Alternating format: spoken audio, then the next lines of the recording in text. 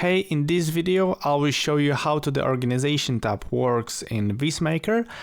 This section is mainly designed for companies, teams and larger studios that want to work under one shared organization and manage credits in a structured way.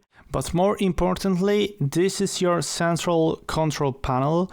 It gives full visibility and control to the person responsible for the team, which makes it perfect for business owners, project managers, and team leaders. To create an organization, simply go to the Organization tab, click Create and enter the name of your organization, and that's it. It's ready. If you ever want to delete the organization, just scroll down, click Delete Organization, type the organization name to confirm, and you're done.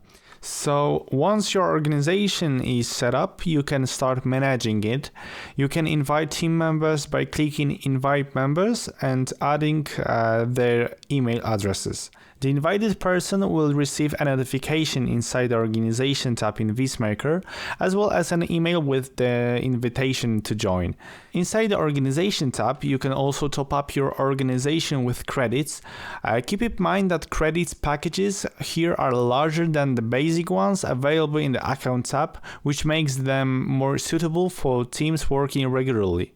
One of the most important features is that ability to assign credits to specific users. This allows you to control how many credits each team member can use. When someone is using organization credits, they will see an org label next to their credit balance near the Make button.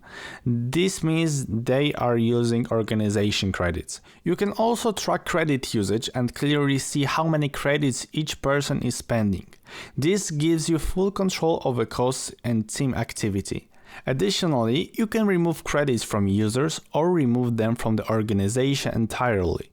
And importantly, the usage history remains, so you always have a full overview of how credits were spent.